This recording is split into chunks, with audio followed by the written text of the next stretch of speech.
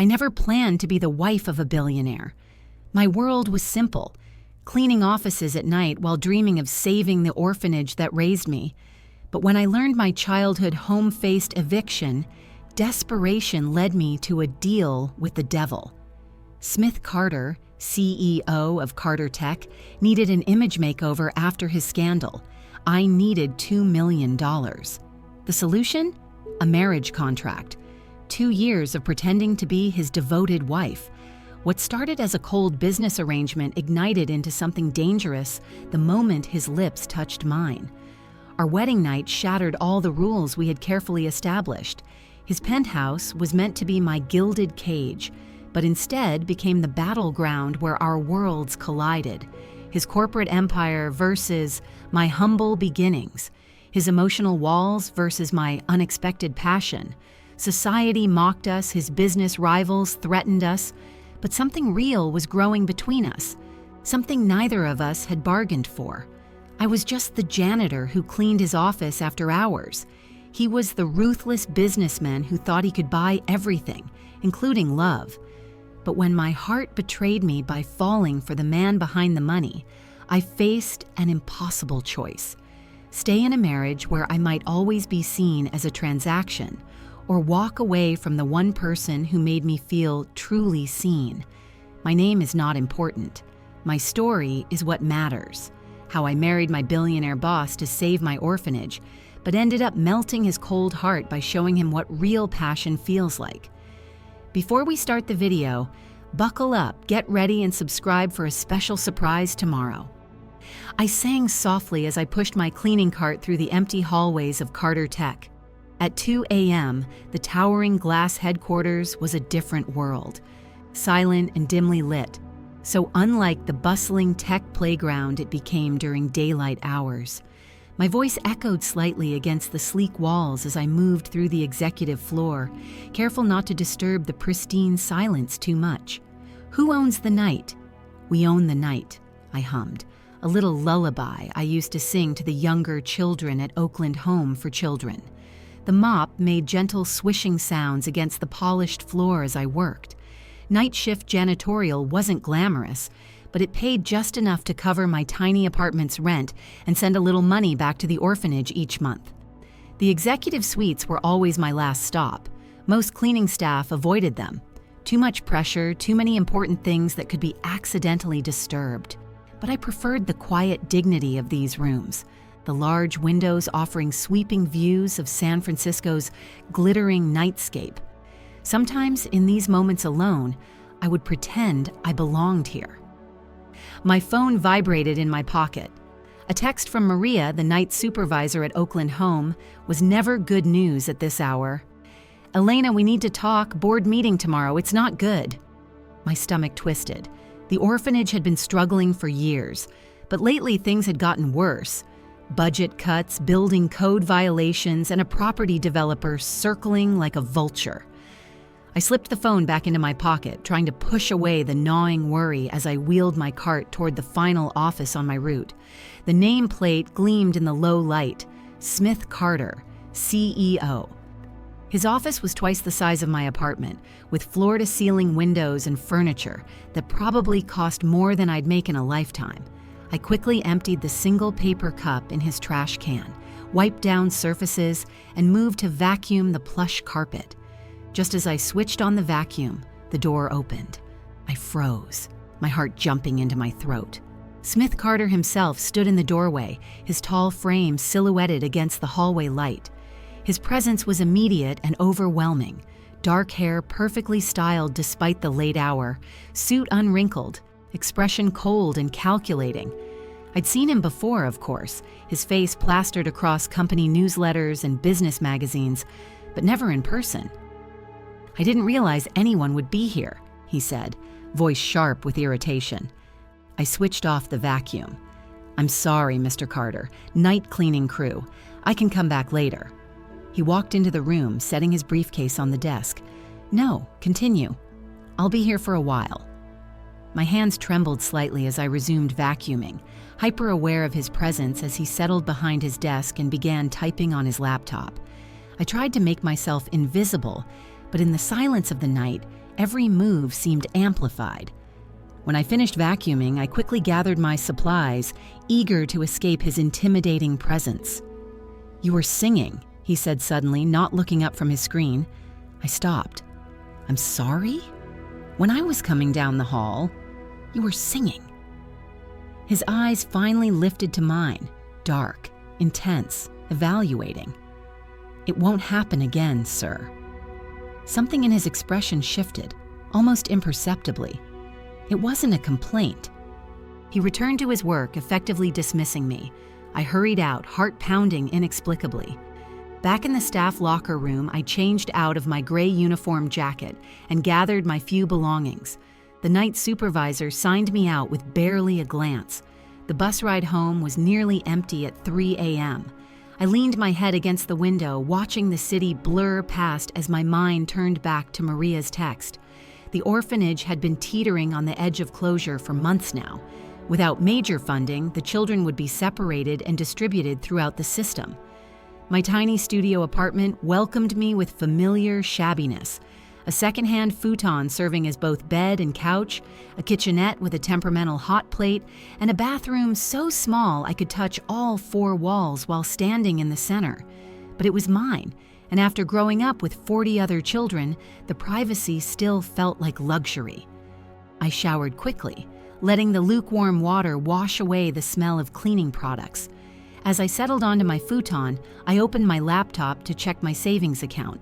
The numbers were disheartening. At my current rate, I'd need years to save enough to make any difference for the orphanage.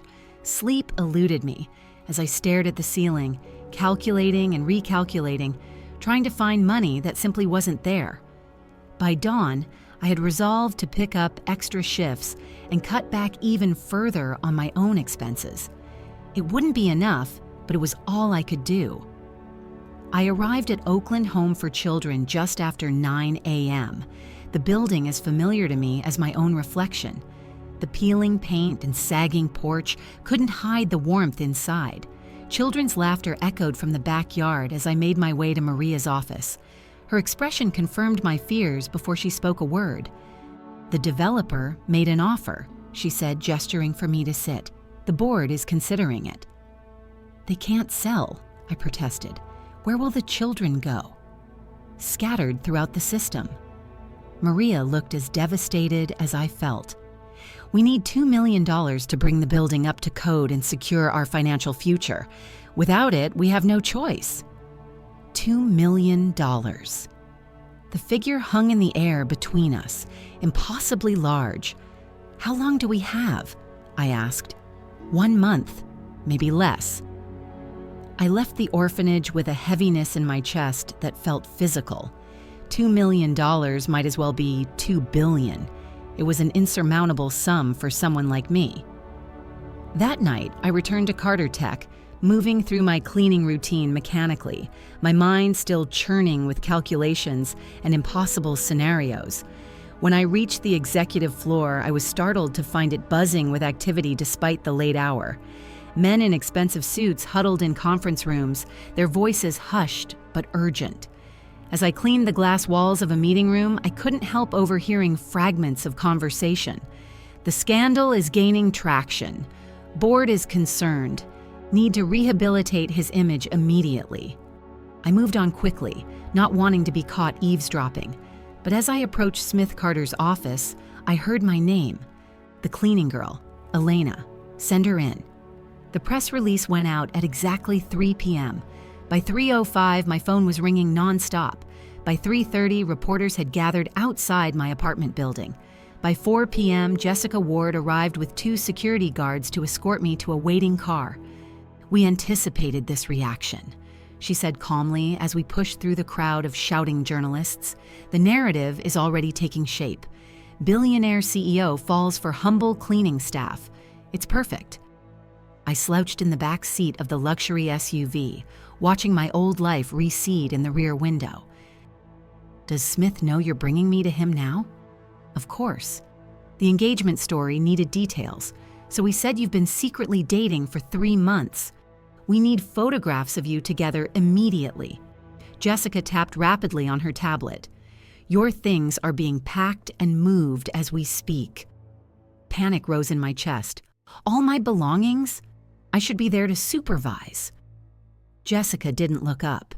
"There's no time. Besides, most of your current possessions aren't suitable for your new position.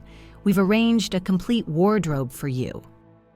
The car pulled into an underground parking garage beneath a gleaming high-rise in the most exclusive part of downtown. We took a private elevator that required a key card to operate.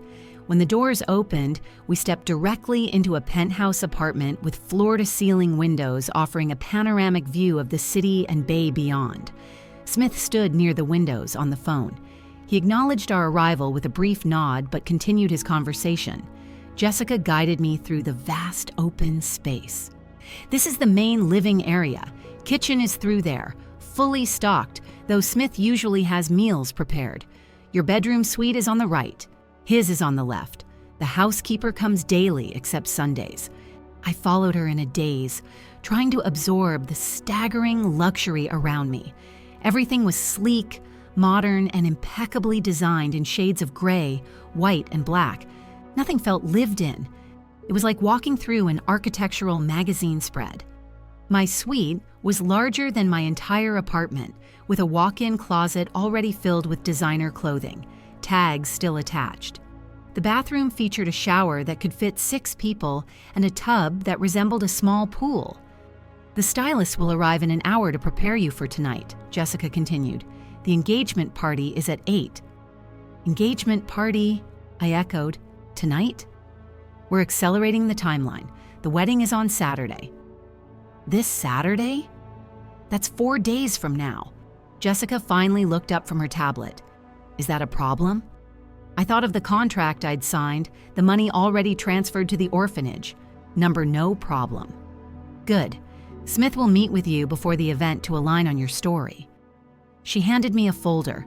"Memorize these details about your relationship." After she left, I sat on the edge of the massive bed, feeling like an intruder. The folder contained a meticulously crafted fiction. We met when I was cleaning his office late one night, struck up a conversation, and he was captivated by my authentic spirit. We'd been secretly dating for 3 months. He proposed spontaneously last weekend during a private dinner at his penthouse. A soft knock interrupted my reading.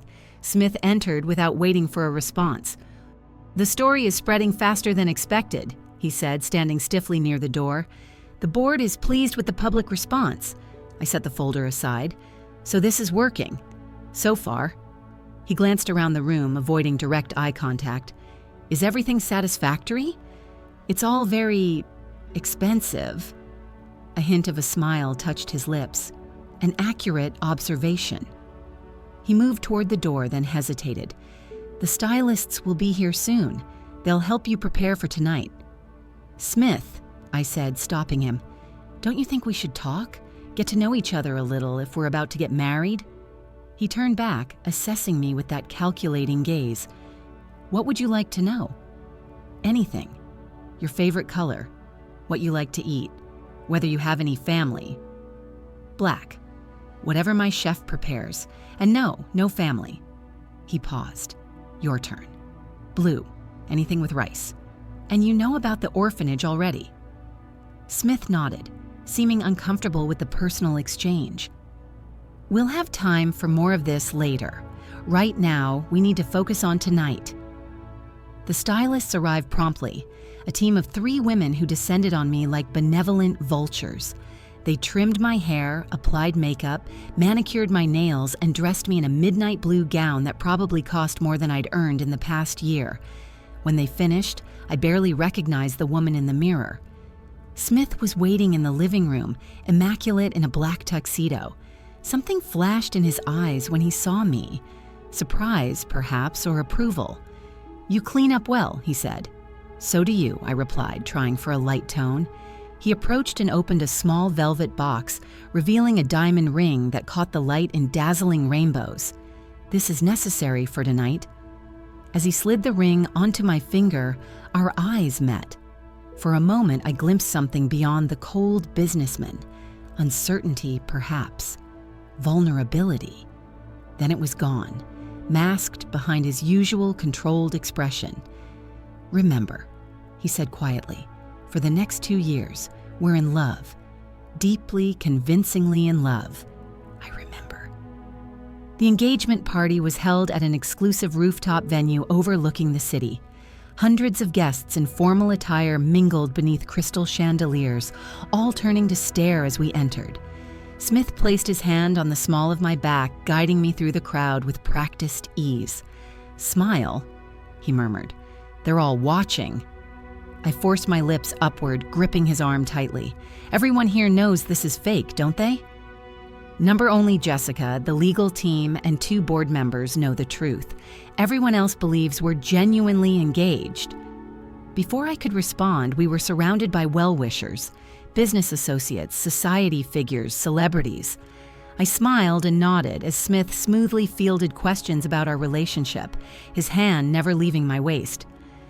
"She changed everything for me," he told an elderly woman dripping in jewels. "I never expected to find someone so authentic in today's world."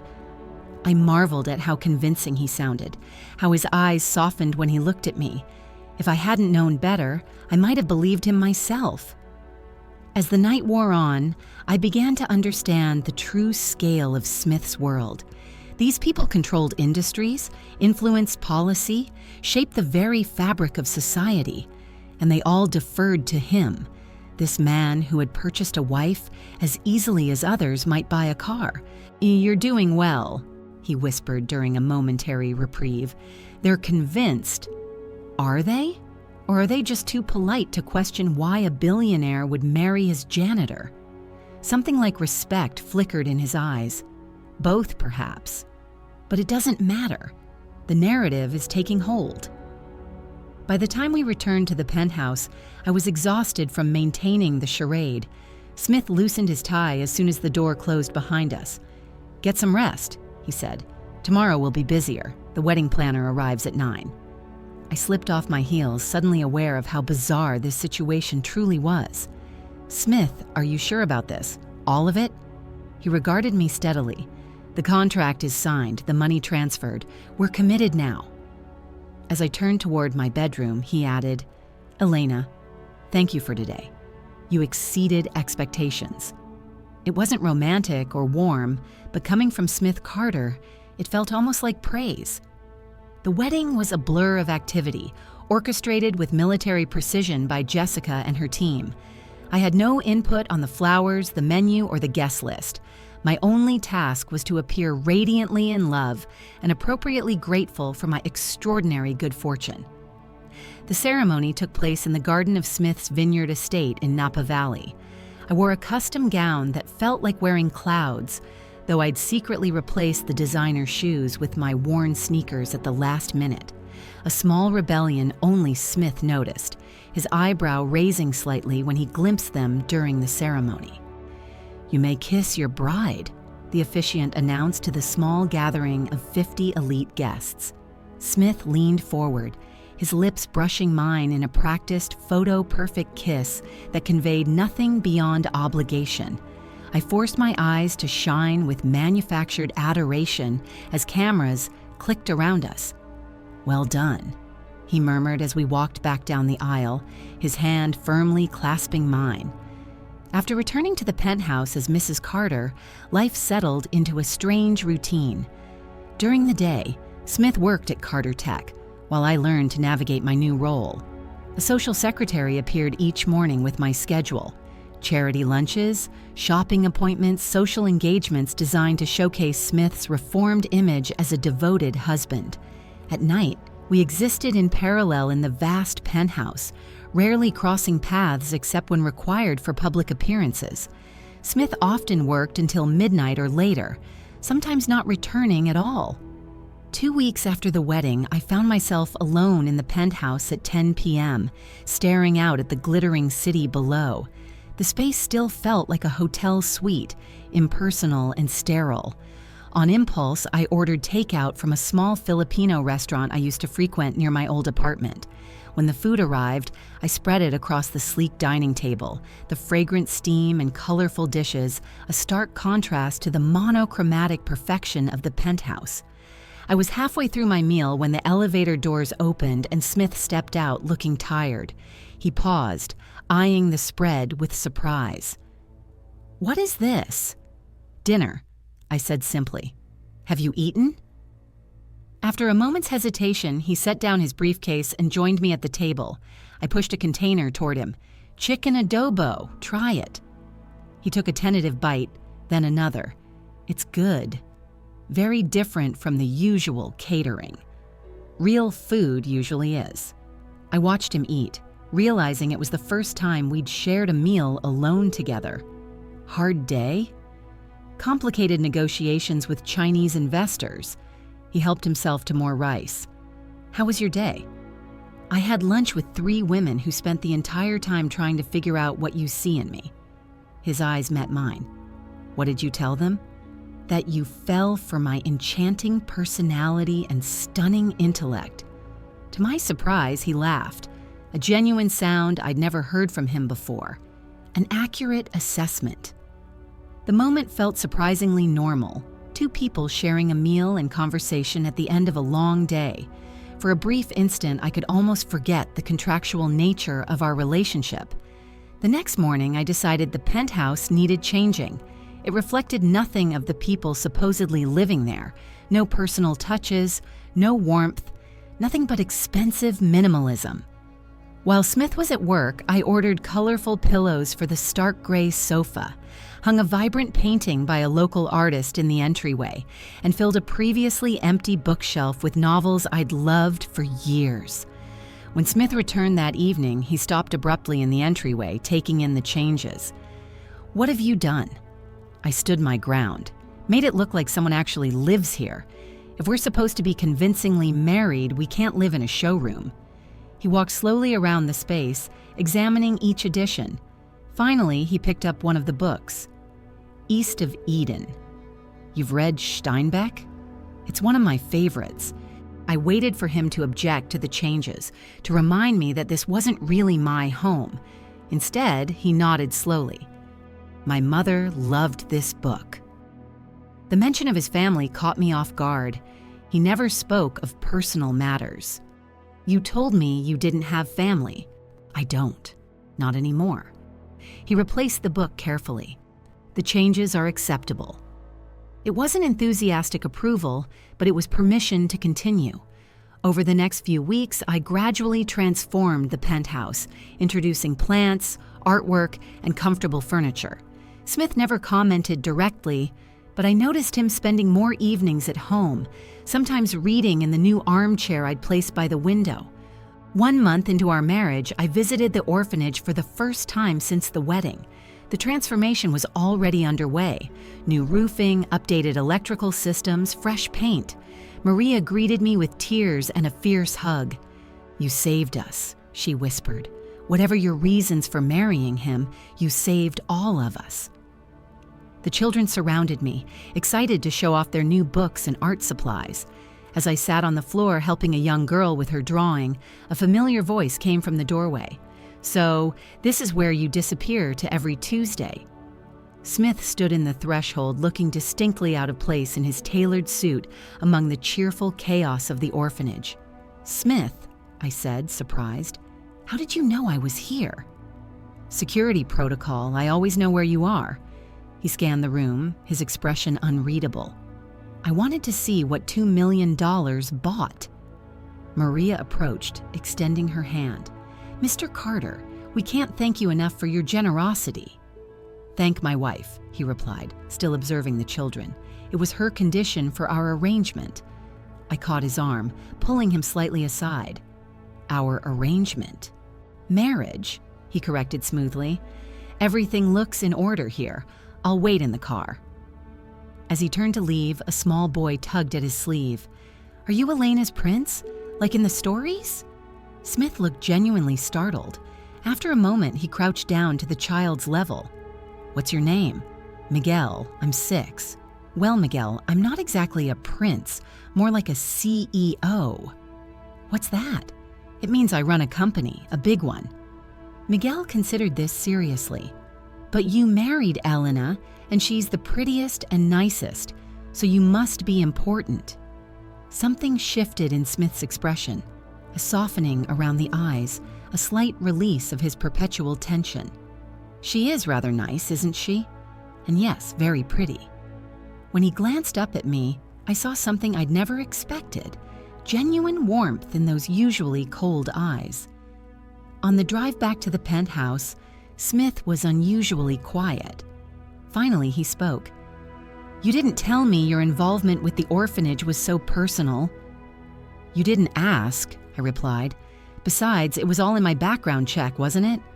He nodded absently. "Yes, but seeing it is different. Those children clearly adore you." "They're my family, the only one I've ever known." "You have another family now," he said quietly. "On paper, at least." I looked at his profile against the passing city lights. "Is that how you see marriage? Just a paper arrangement? Isn't that exactly what ours is?" I had no answer for that, because despite the strange domesticity we'd been developing, despite the moments of genuine connection, he was right. Our marriage was a business transaction, nothing more.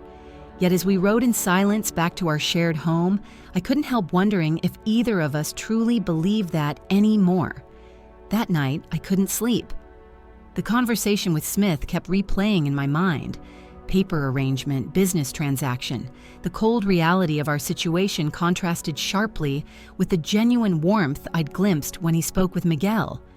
After tossing and turning for hours, I threw back the covers and padded to the kitchen for a glass of water. The city lights twinkled through the floor-to-ceiling windows, casting a soft glow across the living room. I noticed a light under Smith's office door.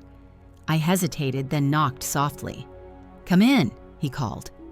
Smith sat at his desk, suit jacket discarded, tie loosened, sleeves rolled up. He looked different somehow, less the untouchable CEO, more human. "Trouble sleeping?" he asked, setting aside his tablet. "Yes, you too, it seems." He gestured toward the chair across from him. "Quarterly reports. They wait for no man, not even newlyweds." I sat down, tucking my feet beneath me. "Smith, can I ask you something?" "You can ask." "Who are you?" "Really?" "Beyond Carter Tech and business deals." His expression shuddered slightly. "That's who I am. The company is my life's work." "That can't be all. What about before? Family, friends, dreams?" He was quiet for so long I thought he wouldn't answer.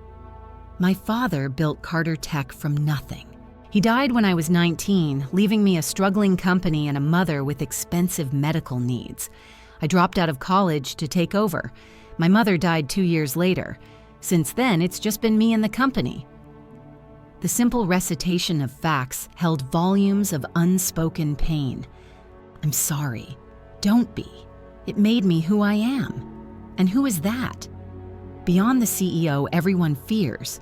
Something flashed in his eyes, vulnerability, quickly masked. "It's late. We should both get some rest." I stood, recognizing the dismissal. "Good night, Smith." At the door, I paused. For what it's worth, I saw something today at the orphanage, when you talked to Miguel, someone worth knowing. The next morning, I awoke to an empty penthouse and a message from Jessica. Smith had flown to Tokyo for emergency meetings and would return in 3 days. The unexpected solitude felt both liberating and strange. Without the constant awareness of Smith's presence, I explored the penthouse more freely, discovering a locked room I'd never noticed before. On the third night, I fell asleep on the living room sofa while reading. A sound woke me, the elevator arriving. Smith stepped out, looking exhausted but somehow lighter than when he'd left. "You're back," I murmured sleepily. He set down his briefcase, his eyes taking in my rumpled appearance. "I didn't mean to wake you." "It's fine. How was Tokyo?" "Productive." He loosened his tie. "The deal is secure." I sat up, marking my place in the book. "Congratulations." He moved to the bar and poured 2 glasses of whiskey, offering one to me. A small celebration. I accepted the glass, surprised by the gesture. We'd never shared a drink before. "To successful negotiations. To unconventional partnerships," he countered, touching his glass to mine. The whiskey burned pleasantly going down. We sat in companionable silence, the city glittering beyond the windows. "Tomorrow is our 1-month anniversary," Smith said suddenly. I laughed. "Are you keeping track?" "Jessica is. Apparently, we need to be seen celebrating appropriately." "Of course. The happy newlyweds." He studied me over the rim of his glass. "I've reserved the presidential suite at the Meridian. Dinner, champagne, the works. Photographers will capture our arrival and departure." "Very romantic," I said wryly. "It's necessary for the narrative," he replied, finishing his drink. "I've arranged for your dress to be delivered tomorrow. We leave at 7. I nodded, trying to ignore the strange disappointment settling in my chest. Just business. Always business. The next evening unfolded exactly as planned. We arrived at the Meridian in Smith's Bentley, smiling for the strategically placed photographers. The presidential suite was spectacular. Rose petals scattered across a massive bed, champagne on ice, a private balcony overlooking the bay. "Perfect staging," I remarked as the door closed behind the hotel staff. Smith loosened his tie. "The hotel believes we're celebrating our anniversary. They went all out." I moved to the balcony, taking in the breathtaking view. "It is beautiful." He joined me, handing me a glass of champagne. "To 1 month of successful deception." The cynical toast stung more than it should have. "Is that all this is to you? Deception?" "Isn't it? We made a deal, Elena. 2 years of pretending, then we both get what we want." "And what is it you want, Smith? Beyond salvaging your reputation?" He turned to face me, his expression inscrutable. "What I've always wanted. Success. Control. Legacy. Sounds lonely. I've never minded being alone." Our eyes locked. Something electric passed between us, tension that had been building since that first night in his office. "And now?" I whispered. "Do you mind it now?" Smith set down his glass. His hand came up to brush a strand of hair from my face, the touch sending shivers across my skin. "You're not what I expected," he said quietly. "Is that good or bad?" "I haven't decided yet." Before I could respond, his lips were on mine. Unlike our wedding kiss, this was not performed for cameras or audiences. It was hungry, seeking, genuine in its intensity. My body responded instantly, arms wrapping around his neck, pressing closer. When we broke apart, both breathing heavily, the world seemed to have shifted on its axis. Smith's eyes were dark with desire. His usual controlled demeanor cracked open. "This wasn't part of our agreement," I whispered. "Do you want me to stop?" In answer, I pulled him back to me, my kiss fierce and demanding. His arms encircled my waist, lifting me against him. We stumbled back into the suite, falling onto the rose-covered bed in a tangle of limbs and urgent touches. That night, our bodies spoke truths our words hadn't dared to express. Smith's controlled exterior gave way to passionate intensity that matched my own unexpected hunger. What began as simple physical attraction transformed into something deeper, more profound, as we discovered each other in the most intimate ways. Afterward, lying in his arms as the city lights twinkled beyond the windows, I marveled at the unexpected turn of events. "This changes things," I said softly. Smith's fingers traced patterns on my bare shoulder. "Perhaps. What happens now?" He was quiet for a moment. "Now we adapt the arrangement." I propped myself up on one elbow to look at his face. "Adapt how?" "We continue as planned, but with additional benefits." His expression remained unreadable. "If you're amenable." The businesslike phrasing made my heart sink. Even after what we'd shared, he was still viewing our relationship as a transaction. "And if I'm not amenable?" I challenged. His eyes met mine. "Then we return to the original terms. No harm done." I slipped from his arms and sat on the edge of the bed, suddenly feeling exposed in more ways than one. "You really don't get it, do you?" "Get what?" "That what just happened wasn't in any contract. It wasn't a business arrangement or a strategic move. It was real, Smith. at least for me. Something flickered across his face. Vulnerability, confusion, perhaps even fear. Then his expression closed again, the CEO mask sliding back into place. "Reality can be dangerous in our situation," he said carefully. "Better to maintain clear boundaries." I stood and gathered my scattered clothing. "Then consider the boundaries maintained, Mr. Carter." The morning after our anniversary, tension hung thick in the penthouse. We maintained a careful distance, speaking only when necessary. Smith buried himself in work, while I threw myself into charitable activities, particularly those benefiting the orphanage. Over the following weeks, despite the awkwardness between us privately, our public image soared. Photos of us at charity galas, opening a new children's wing at Oakland General Hospital, and attending cultural events filled social media and business publications. The narrative shifted from skepticism about our unlikely pairing to celebration of Carter Tech's transformed leadership under the influence of a compassionate wife. "The board is ecstatic," Jessica informed us during a strategy meeting. "Stock prices are up 12%.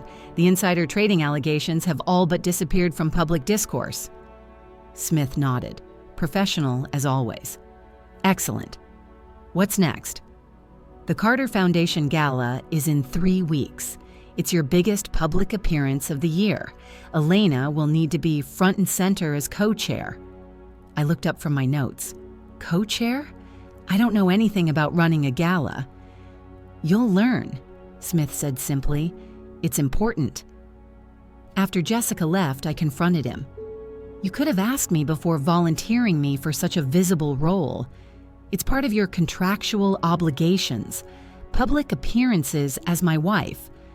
Co-chairing a multi-million-dollar fundraiser goes beyond simple appearances." Smith sighed, looking genuinely tired. "You've proven yourself capable in every other aspect of this arrangement. I have faith you'll excel at this too." The unexpected compliment caught me off guard. "Fine, but I'll need proper briefing on the foundation's work." "Of course. I'll have my assistant arrange everything." The Carter Foundation, I soon discovered, was Smith's only personal indulgence. Founded in his mother's memory, it funded research into rare neurological diseases and supported families affected by them. It was the only glimpse I'd seen of the man behind the business empire, a hint of genuine passion and purpose beyond profit margins. I threw myself into preparations for the gala, determined to honor this unexpected side of Smith.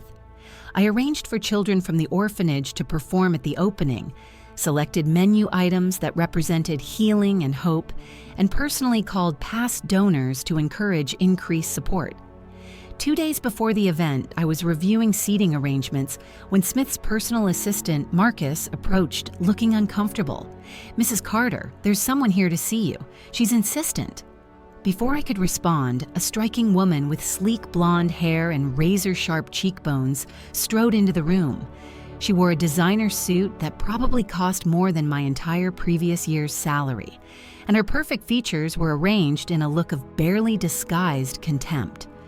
"So you're the janitor who snagged San Francisco's most eligible bachelor," she said, voice dripping with disdain. I had to see it for myself. I stood, maintaining my composure. "And you are?" "Vivian Prescott. Smith and I dated for 2 years before you came along."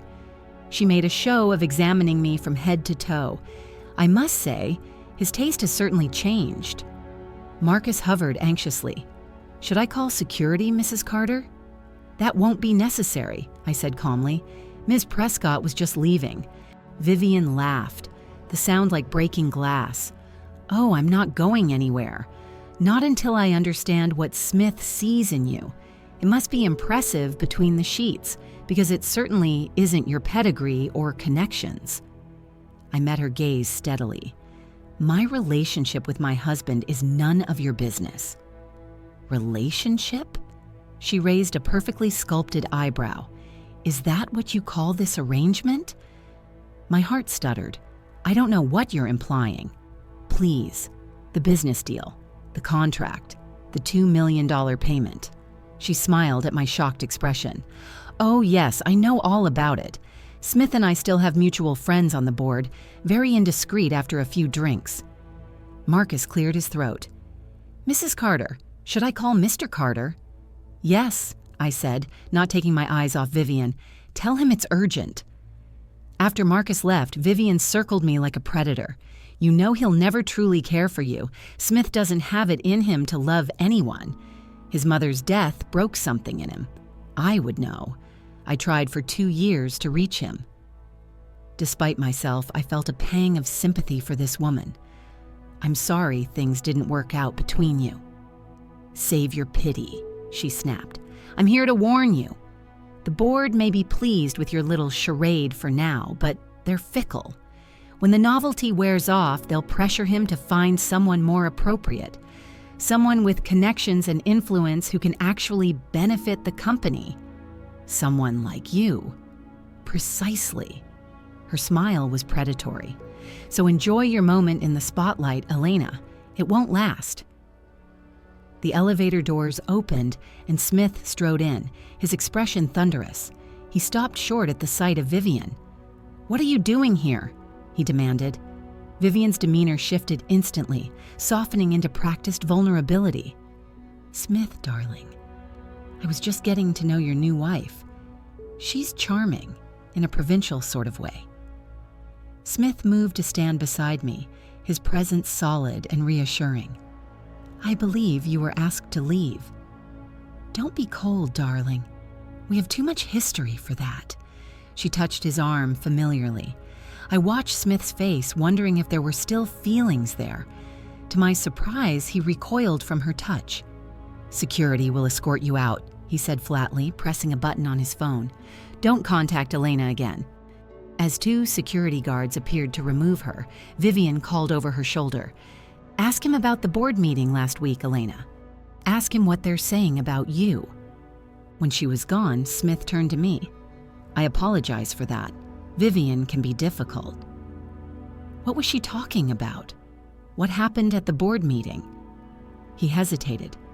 Nothing you need to concern yourself with. Smith, we agreed to be honest with each other. That was our one rule. He sighed, running a hand through his usually perfect hair.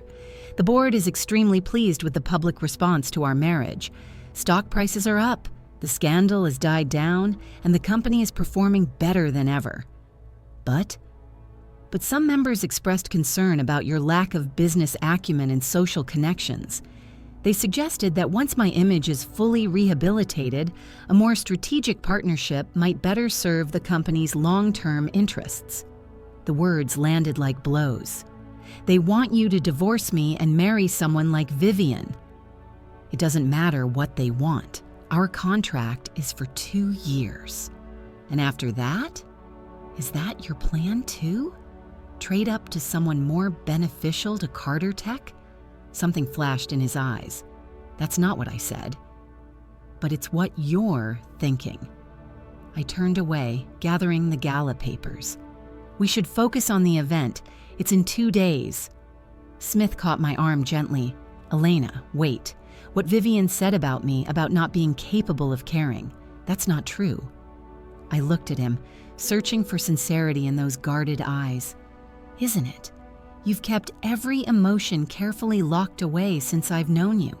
Even that night at the hotel, you couldn't bring yourself to acknowledge what happened between us was real. I'm not good at this, he admitted quietly. Feelings, vulnerability. In my world, they're weaknesses to be exploited. In my world, they're what make us human. For a moment, we stood at an impasse, 2 people from different worlds trying to bridge an impossible gap. Then his phone rang, breaking the tension. Business called, as it always did. We'll continue this later, he said, already slipping back into CEO mode. Of course, I replied, but I wondered if we ever truly would. The night of the Carter Foundation Gala arrived with a flurry of activity. The grand ballroom of the Fairmont Hotel had been transformed into an elegant wonderland of soft lighting and tasteful decorations centered around the theme of building bridges, my suggestion to symbolize connecting research with families affected by neurological diseases. I stood in my bedroom at the penthouse studying my reflection in the full-length mirror. The gown Smith had selected was a deep emerald that complemented my complexion, its simple elegance a stark contrast to the flashier styles Vivian would have chosen. My hair was swept up in a sophisticated twist, my makeup subtle but enhancing. A light knock on the door preceded Smith's entrance. He looked devastating in his tuxedo, every inch the powerful CEO. "You look beautiful," he said, his voice carrying a warmth that had been absent since our hotel night. "Thank you. So do you. Handsome, I mean." He smiled slightly at my awkwardness, then presented a velvet box. "I thought you might wear these tonight." Inside lay an exquisite emerald necklace with matching earrings, the stones catching the light with breathtaking fire. "Smith, these must be worth a fortune." They were my mother's. He took the necklace and moved behind me. "She would have wanted you to have them." The weight of his words wasn't lost on me. His mother's jewelry wasn't something he would loan for mere appearance's sake. As his fingers brushed my neck, our eyes met in the mirror. For a moment, the masks dropped, and I saw genuine emotion in his gaze. "Are we okay?" I asked softly. His hands lingered on my shoulders. "We will be. Tonight is important, Elena, not just for the company or my image, but for the foundation, for families like my mother's." I turned to face him. "I'll make you proud. You always do." The gala was a spectacular success. I stood confidently beside Smith, greeting donors and sharing the foundation's vision with genuine passion. The children from the orphanage performed beautifully, bringing tears to many eyes in the audience. By the time Smith took the stage for his speech, the energy in the room was electric with generosity and purpose. My mother spent her final years battling a disease that robbed her of dignity and independence, Smith told the hushed crowd. The Carter Foundation exists to ensure other families have better options, better treatments, better hope. He paused, his eyes finding mine in the audience. "I've recently been reminded of what truly matters in life: connection, compassion, love." His voice softened on the final word. "My wife, Elena, has taught me that wealth and success mean nothing without these essential elements. Tonight, inspired by her example, I'm doubling the Foundation's initial commitment to research grants." Gasps and applause followed the announcement. I felt tears pricking my eyes at this unexpected tribute. When Smith returned to my side, his hand found mine, squeezing gently. "Did you mean that?" I whispered as we posed for photographs. "Every word," he murmured. As the evening drew to a close, several board members approached us, offering effusive congratulations on both the gala's success and our apparent marital bliss. "You've transformed him, Mrs. Carter," one elderly board member told me, his wife nodding in agreement. "We've never seen Smith so engaged, so human." "She's been good for business, too," another added pragmatically. "The company's public perception has never been stronger." I smiled and thanked them, playing my role perfectly while wondering how many of these same people had suggested replacing me with someone more suitable just days ago. As we prepared to leave, a commotion at the entrance caught our attention. Vivian had arrived, clearly intoxicated, and causing a scene as security tried to block her entrance. "Smith," she called out, "tell them to let me in. Don't you want everyone to know the truth about your sham marriage?" The room fell silent. Smith's hand tightened around mine as all eyes turned toward us. "I'll handle this," he said quietly. Before he could move, I squeezed his hand. "Number. We'll handle it together." We approached Vivian, who was now being restrained by two security guards. "Look at you two, playing the perfect couple," she sneered. "Does everyone here know your marriage is just a contract? That she was paid $2 million to pretend to love you?" Murmurs rippled through the crowd. I felt Smith tense beside me, saw Jessica moving quickly toward us, damage control already calculating in her eyes. In that moment, I made a decision. "Ms. Prescott," I said, voice clear and carrying, "you're right that Smith and I had an unconventional beginning. What CEO meets his future wife while she's cleaning his office?" Gentle laughter relieved some tension. "And yes, Smith did donate $2 million to the orphanage where I grew up. He did it because he saw how much those children meant to me." I turned to look at Smith, finding strength in his steadfast gaze. What began as an unlikely partnership has become something neither of us expected. My voice softened. Something real. Smith's eyes widened slightly at my public declaration. For a heartbeat, I feared I'd overstepped, revealed too much of my own heart without confirmation of his. Then he pulled me close and kissed me deeply, passionately. Nothing like the rehearsed kisses we'd shared for cameras before. This was real, raw, intimate. When we broke apart, the room erupted in applause. "You're pathetic," Vivian spat as security began removing her. "Both of you, living this fantasy. It won't last." But her words held no power now. The damage she'd hoped to inflict had been neutralized by the genuine connection visible between Smith and me. After Vivian was removed, the gala resumed. Smith kept me close for the remainder of the evening, his hand rarely leaving mine. When we finally returned to the penthouse in the early hours of the morning, an uncertain tension hung between us. "Did you mean what you said?" Smith asked as we stood in the living room, the city glittering below us. "About this becoming something real?" I met his gaze steadily. "Yes. Did you?" Instead of answering with words, he stepped forward, cupping my face in his hands with a gentleness that made my heart ache. His kiss was different from any we'd shared before. Not the performance at our wedding, not the passion at the hotel, not even the dramatic display at the gala. This kiss held something deeper, something vulnerable and true. When we separated, I saw in his eyes what he struggled to express in words. "I don't know how to do this," he admitted quietly. "I've spent years building walls, keeping everyone at a safe distance." "I know." I placed my hand over his heart. "But you don't have to figure it out alone anymore." That night, as we made love with a new awareness of what was growing between us, I realized that our contract had become irrelevant. Whatever came next would be written not on paper, but in our hearts. The following morning, I awoke to find Smith already dressed, sitting on the edge of the bed watching me sleep. "Good morning," I murmured, stretching contentedly. He smiled, but something in his expression gave me pause. "What is it?" The board called an emergency meeting. His voice was carefully controlled. "Vivian sent evidence of our arrangement to several key members last night. The original contract, banking records, everything?" My stomach dropped. "What does that mean for us?" "For the company, it's a PR nightmare. For us," he took my hand, "it means we have some decisions to make. Together." Smith disappeared into board meetings for the next 3 days. When he returned to the penthouse each night, exhaustion etched deep lines around his eyes. He shared little about what was happening, and I didn't press.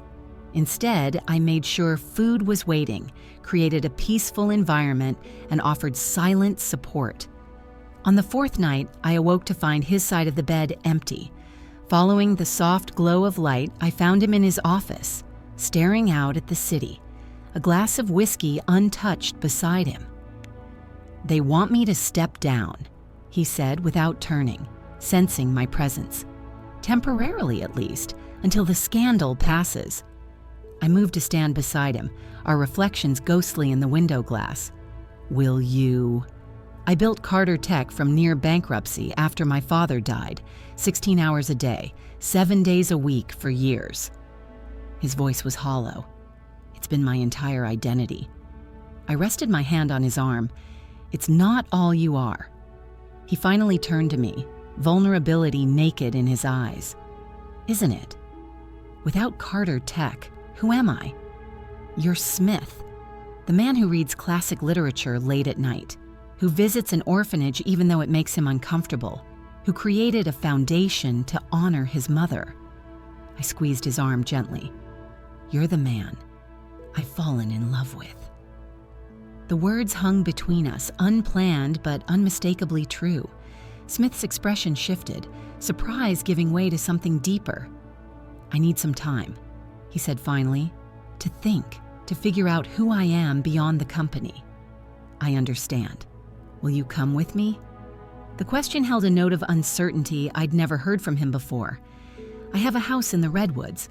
No one knows about it, not the board, not the press, just somewhere quiet to clear my head. Of course I'll come. The next morning, we left the penthouse with minimal luggage. Smith drove us himself in an inconspicuous SUV, heading north across the Golden Gate Bridge. As we traveled deeper into Sonoma County, city buildings gave way to towering redwoods and winding roads. After nearly 2 hours, Smith turned onto a private drive nearly hidden by vegetation. At the end stood a modest cabin, rustic and unpretentious, with a wide porch overlooking a small river below. This was my grandfather's fishing cabin, Smith explained as we carried our bags inside. My father wanted to sell it, but my mother insisted we keep it. We used to spend summers here before she got sick. The interior was simple but comfortable, with well-worn furniture, bookshelves stuffed with paperbacks, and family photos I'd never seen before. It's beautiful, I said, running my fingers along a handmade quilt draped over the sofa, so different from the penthouse. That's why I kept it, as a reminder of where we came from before success changed everything. Smith moved to open windows, letting in fresh pine-scented air. No one from my current life has ever been here. The significance of his bringing me to this private sanctuary wasn't lost on me. For the next few days, we existed in a bubble removed from scandal and corporate politics. Smith chopped wood for the fireplace while I cooked simple meals in the rustic kitchen. We hiked through towering redwoods, read books on the porch, and talked about things we'd never shared before.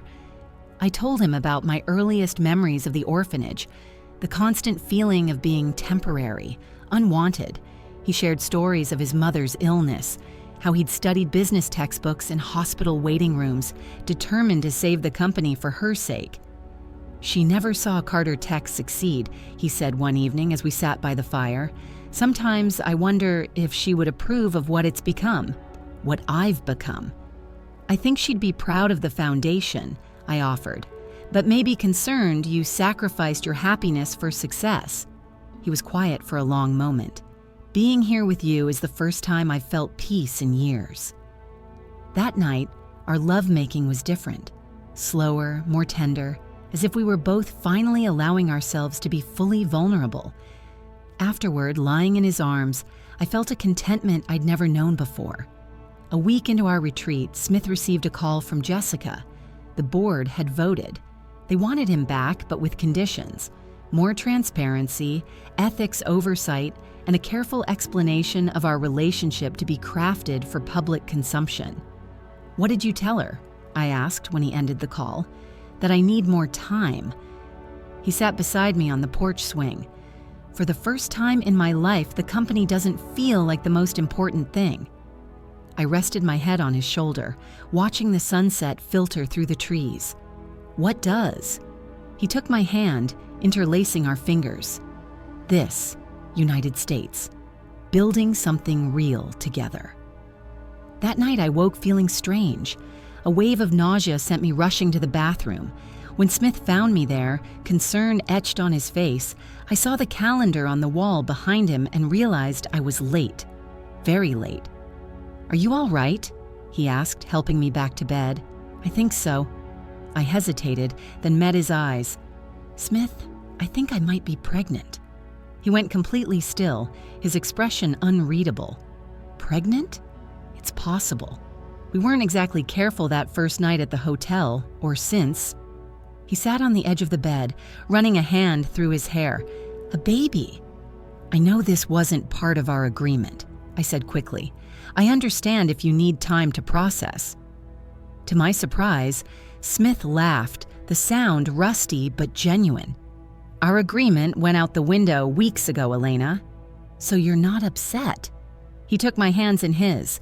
I never considered being a father. My own wasn't exactly a stellar example, and I always thought the company was legacy enough. His thumbs traced circles on my palms, but the idea of a child, our child, feels right. Unexpected, but right. The next morning, Smith drove to the nearest town and returned with 3 pregnancy tests, all positive.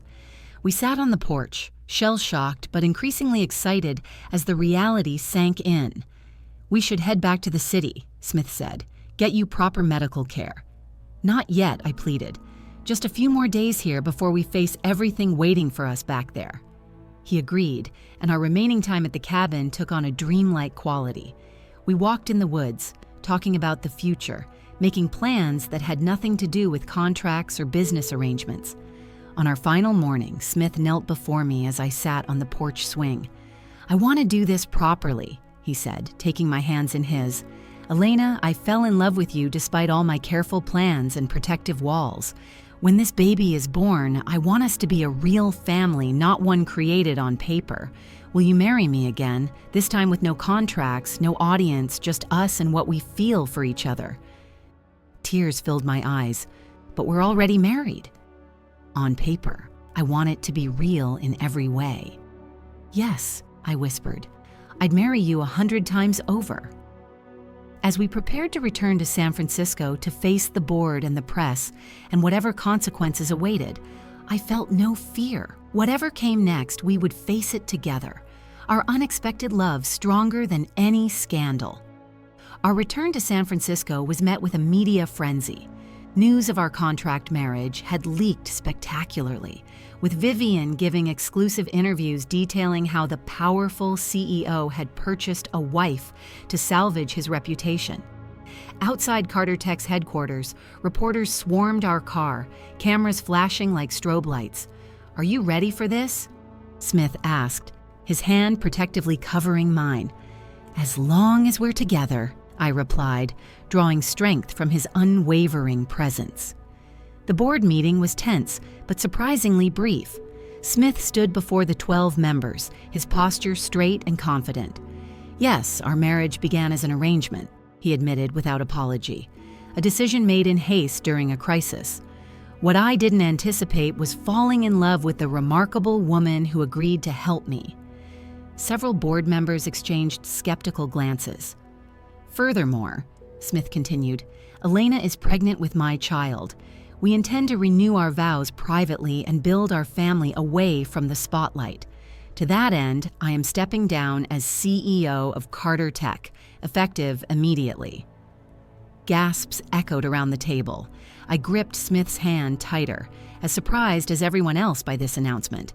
"This is absurd," Gerald Matthews, the most senior board member, sputtered. "Step down? Over a scandal we can manage?" "It's not about the scandal," Smith replied calmly. "It's about priorities. For the first time in my life, I understand what truly matters. Carter Tech will continue to thrive under new leadership, but I choose my family." As we left the building, ignoring the shouted questions from reporters, I finally found my voice. "You didn't tell me you were resigning." Smith helped me into the car before sliding in beside me. "It was a recent decision. Watching you at the cabin, seeing how you approach life with such openness and authenticity, made me realize how empty my existence had been.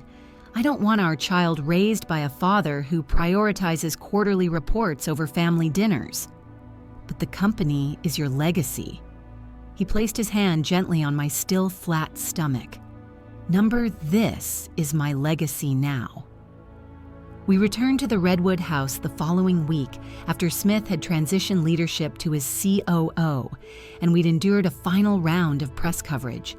The media eventually moved on to fresher scandals, leaving us to prepare for our future in relative peace. The pregnancy progressed smoothly through the summer months. Smith converted one of the cabin's spare rooms into a nursery, painting the walls himself with a forest mural that showcased surprising artistic talent. I planted a garden, nesting instinct in full bloom as our baby grew. By November, I was 7 months along, my belly round and prominent.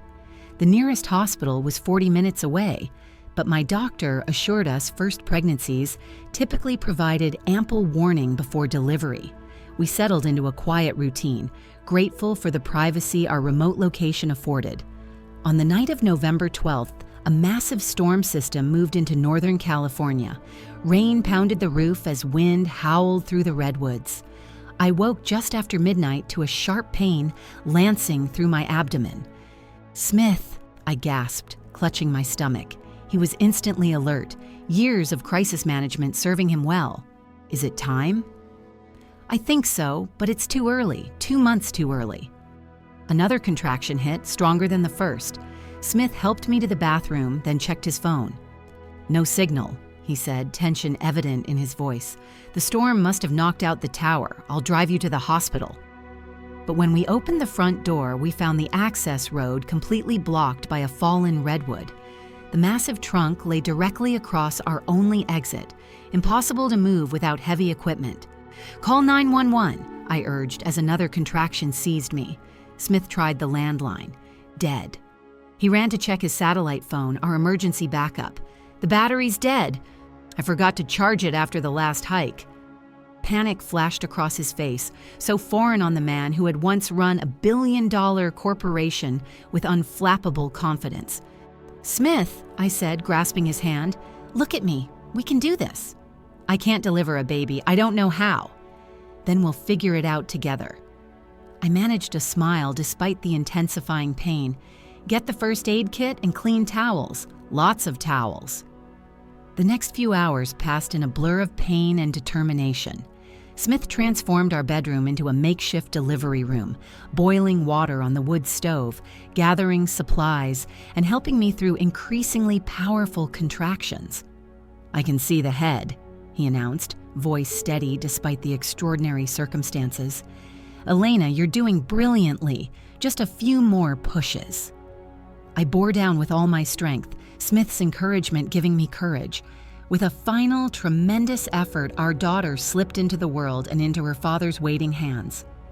"She's here," Smith whispered, tears streaming down his face as he gently placed our tiny, perfect daughter on my chest. "She's beautiful. You're both so beautiful." Despite being early, she let out a robust cry, her tiny fingers curling against my skin. Smith wrapped us both in clean blankets, his hands trembling slightly as he stroked our daughter's dark hair. "Sarah?" I said softly. "After your mother." Smith nodded, unable to speak through his emotion. He lay beside us on the bed, one arm protectively around us both, as the storm continued to rage outside. Throughout the night, he tended to us with unwavering devotion, checking the baby's temperature, helping me nurse for the first time, never leaving our side even to check the road. As dawn broke, the storm finally began to ease. The first rays of sunlight filtered through the window, illuminating our new family huddled together on the bed. "I never knew I could feel like this," Smith confessed, gently touching Sarah's tiny fingers. "So terrified and exhilarated and in love, all at once." "That's what family feels like," I told him, watching as our daughter wrapped her hand around his finger. "Something worth more than any company." He looked at me with an openness I'd never seen before, all his carefully constructed walls completely dismantled. "When I asked you to marry me, it was a business transaction.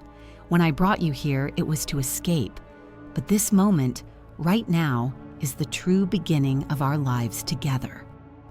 The fallen tree was cleared by emergency services later that day. Paramedics checked both Sarah and me, pronouncing us remarkably healthy despite the unorthodox delivery. They offered to take us to the hospital, but we declined. We were exactly where we needed to be. That night, as I watched Smith gently rocking our daughter by the fire, singing softly the same lullaby he'd once overheard me singing in his office, I marveled at how completely our lives had transformed. From janitor and CEO, from a cold business arrangement, we had found our way to this moment of perfect contentment. "What are you thinking?" Smith asked, catching me watching them. "That sometimes the most unlikely beginnings lead to the most beautiful endings." He smiled, the expression now coming easily to the man who had once been known for his cold demeanor. "Not an ending," he corrected gently, "a beginning." Outside, the redwoods stood silent sentinel around our home, sheltering the new family that had found its heart in the most unexpected of circumstances.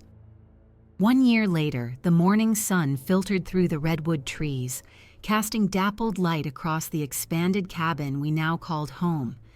I stood at the kitchen window, watching Smith chase our daughter through the garden.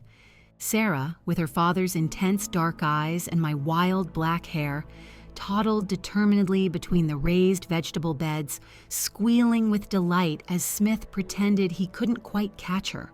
How different he looked now, in worn jeans and a simple t-shirt, laughing freely in the sunshine.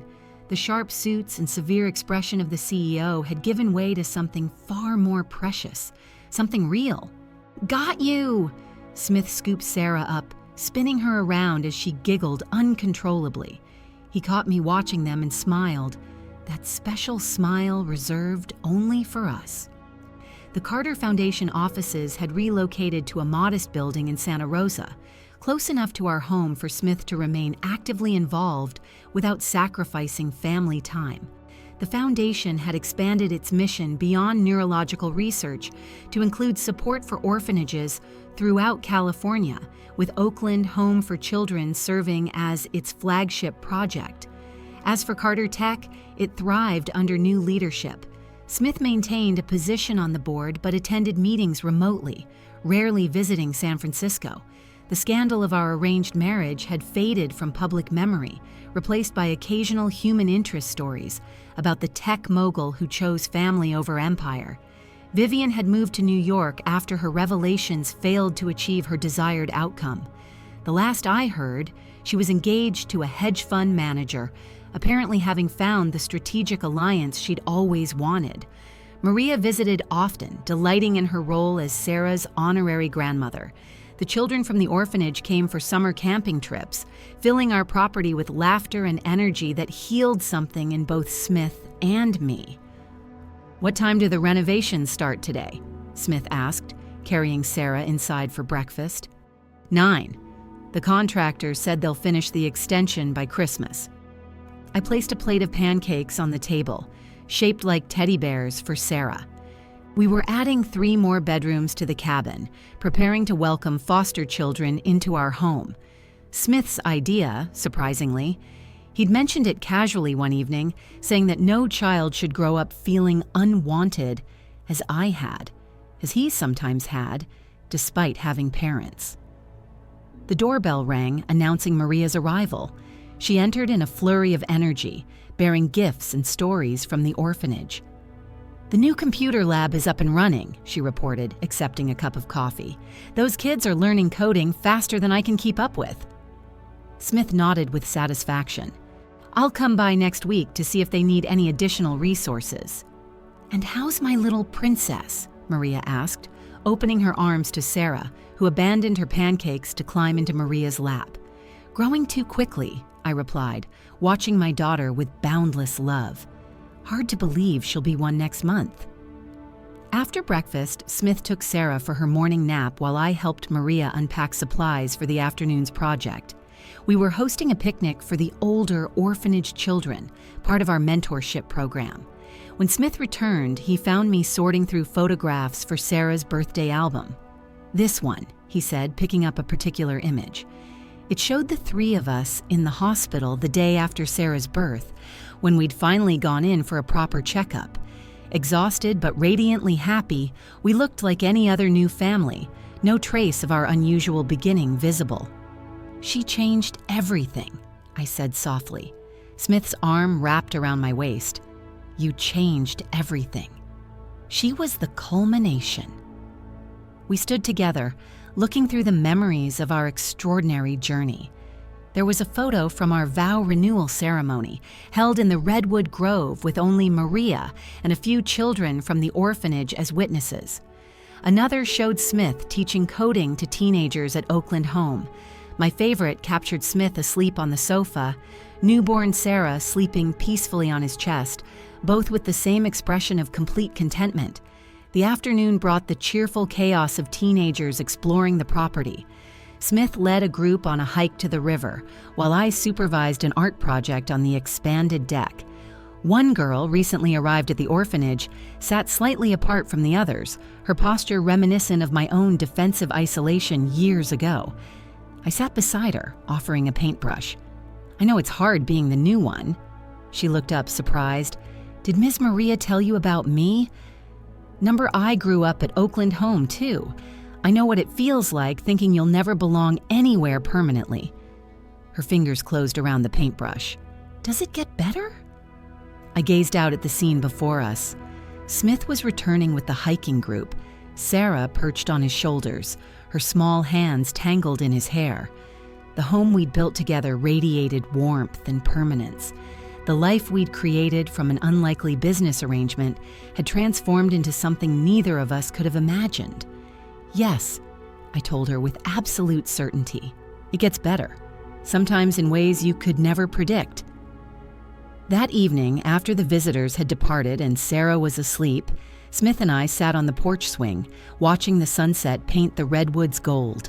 His arm rested comfortably around my shoulders, my head against his chest. "I was thinking about the contract today," Smith said, his voice a rumble under my ear. "What contract?" He laughed softly.